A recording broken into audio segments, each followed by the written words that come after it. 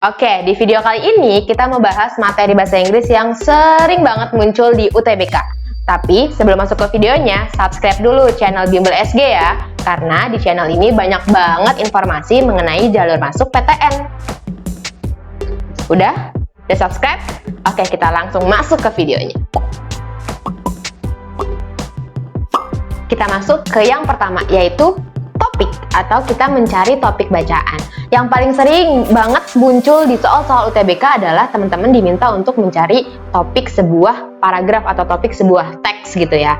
Nah, ada beberapa model soal atau tipe soal yang tujuannya untuk mencari topik bacaan. Yang pertama, ada soal seperti ini. The passage mainly discusses a topic on. Itu yang pertama. Nah, yang kedua, ada what does the passage discuss. Itu yang kedua ya. Yang ketiga, what does the passage mainly deal with? Nah, ketiganya ini kelihatannya beda, tapi sebenarnya tujuannya tetap sama. Teman-teman diminta untuk mencari topik bacaan dari teks tersebut. Yang kedua, yang udah pasti dan akan selalu muncul di UTBK adalah sinonim, atau teman-teman udah pasti tahu dong, yaitu persamaan kata. Nah, soal persamaan kata ini juga ada beberapa tipe soal atau diksi yang digunakan. Yang pertama ada the word bla bla bla bla in the passage is classes in meaning too. Itu yang pertama. Bla bla blanya pasti kan nanti tergantung sama konteks dari si soalnya ya. Nah, yang kedua ada the word bla bla bla bla in line bla bla bla bla could be best replaced by. Itu yang kedua. Yang ketiga ada what does the underlined word bla bla bla bla in the passage mean. Nah, ada 3 diksi nih. Kelihatannya beda tapi lagi-lagi itu sama ya teman-teman. Kuncinya di mana kak? Ada di classes meaning, ada di be replaced by, could best be replaced by, ada di the underlined word passage mean.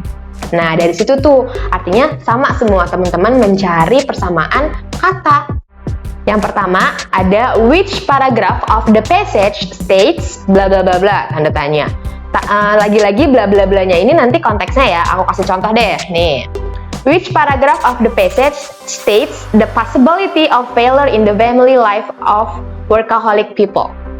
Nah, soal seperti ini maksudnya teman-teman diminta untuk mencari tahu paragraf mana yang menyatakan tentang si possibility of failure in family life for workaholic people. Jangan salah ya. Tipe yang kedua ada the paragraph following the passage will likely talk about bla bla bla. Contohnya seperti ini nih. The paragraph following the passage most likely discusses. Kok atas bawah beda? Sebenarnya sama ya. Talk about sama discusses itu sama. Nah, ini nih yang sering banget ketuker atau salah arti dari teman-teman yang ngerjain. Kebanyakan mereka akan mencari tahu soal seperti ini itu topiknya, sebenarnya teksnya ngomongin apa sih, dominannya ngomongin apa sih, padahal sebenarnya bukan ya teman-teman. Maksud dari kalimat ini atau pertanyaan ini adalah teman-teman diminta untuk mencari tahu paragraf selanjutnya. Paragraf selanjutnya gimana kak? Misalnya ada 4 paragraf nih, ada 4 paragraf dalam satu teks. Nah, teman-teman diminta untuk memprediksi kira-kira kalau ada paragraf kelima, paragraf kelimanya akan ngomongin tentang apa sih? Seperti itu. Oke, yang ketiga, ini ada pertanyaan seperti ini. The paragraph preceding the passage most likely discusses. Kak, sama kayak yang tadi. Nah, beda ya. Mirip sih, cuma bedanya ada di kata preceding-nya. Kalau yang tadi kan following, kita mau cari tahu paragraf selanjutnya.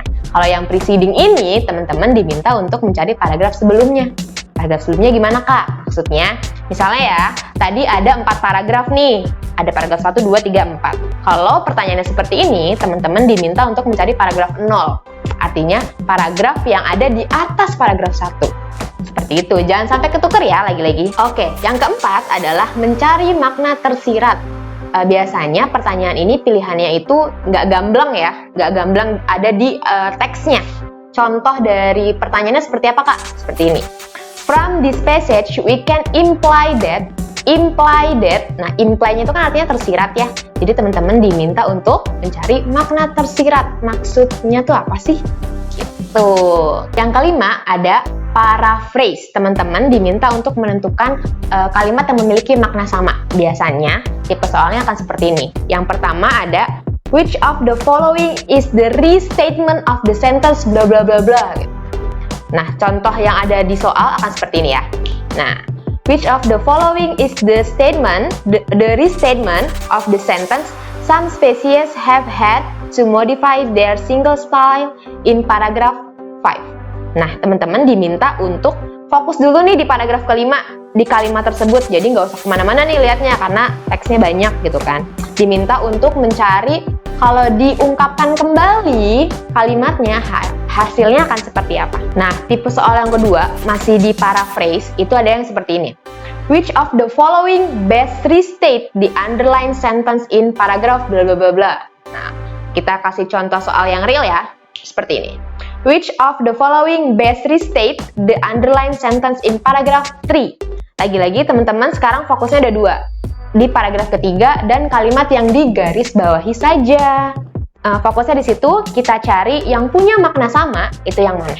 Oke, yang keenam ini adalah maksud penulis. Pertanyaannya terkait penulis terhadap bacaan. Contohnya gimana, Kak? Contoh yang pertama.